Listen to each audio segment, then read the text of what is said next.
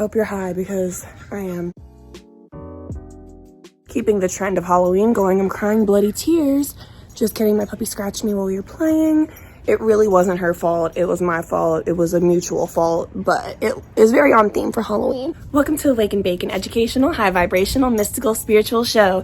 I'm your host, Dani, and today we're gonna rant. We're gonna talk about controversial topics and some celebrities again, because these smoke with me's are literally just a smoke and talk about whatever's on my mind.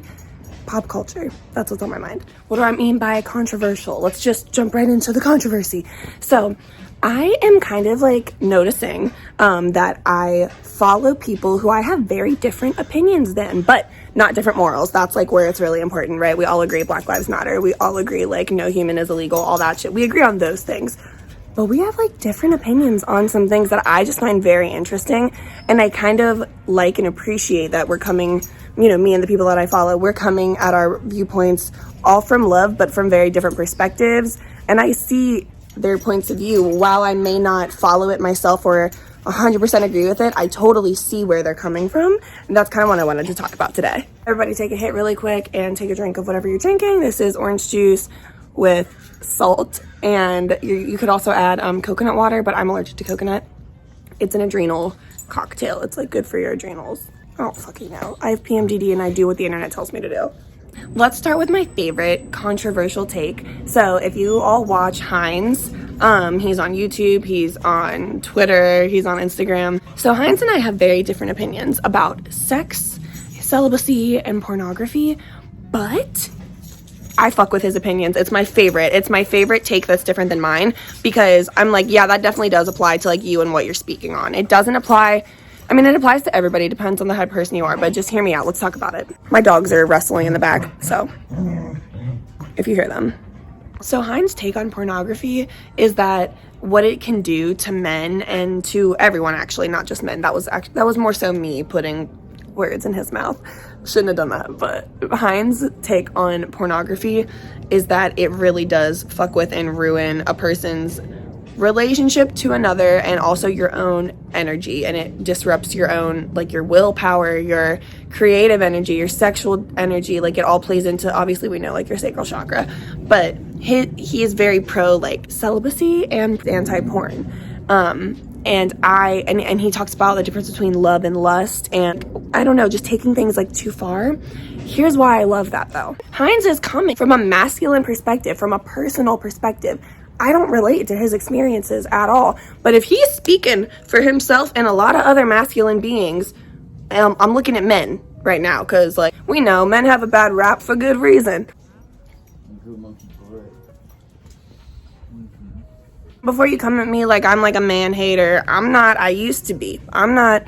But I think if HINDZ is speaking from his perspective, that's probably very real for him and probably very real for a lot of other people, then that's probably something a lot of other people need to hear and a lot of other people should really consider living by. Does that mean that I need to apply it to myself? Not really, because I don't really come from the same perspective he's coming from. I come from a much more feminine perspective. Also, like, okay, let's get deep. I've watched porn in the past. I don't think people should be condemned for watching porn. I also had an OnlyFans where I did not do sex work, but I understand that that has a negative kind of sexual connotation with it.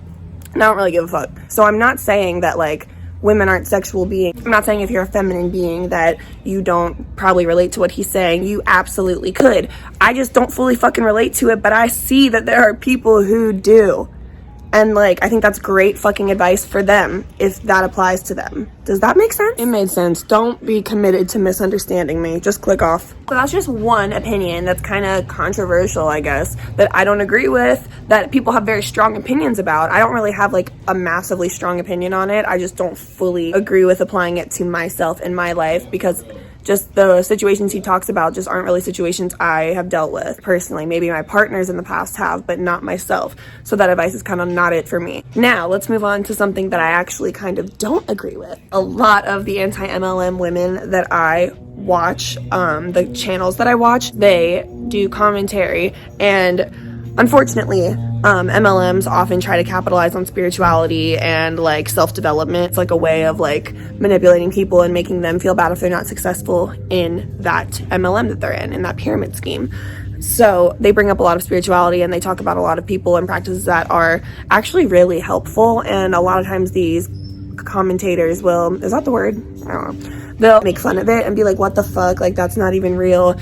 And I think it's just because, one, they're not fully educated on the situation, and that's fine. And two, it does sound hilarious when it's coming from I'm sorry, but when it's coming from an ignorant person who is using it incorrectly and speaking on it incorrectly, yeah, it is going to be perceived not in its best light.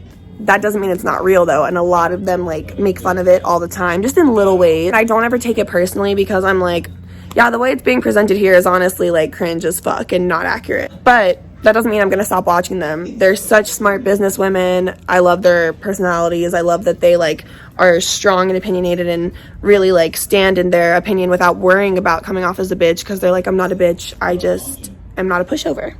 So, like, I really admire these women, but I don't always agree with sometimes the things they say.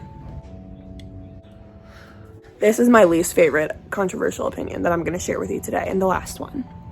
Some spiritual bitches fucking hate weed, and I'm like, don't be selfish. Just because you don't like it doesn't mean that it's bad.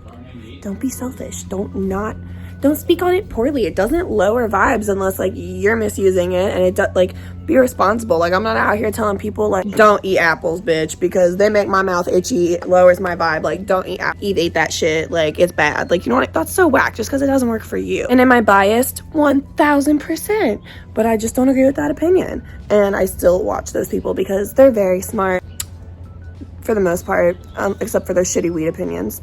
Honestly, I'm gonna stop this video because I had one more controversial opinion to share, but it wasn't about the subject. Like, today's video is about watching people who I don't 100% agree with. So if you want to know what it is, let me know, and maybe I'll make another video on it, but it's not for today. So let's wrap this up. The weed's kicking in. We're gonna have a great day. Stay high vibes. Bye.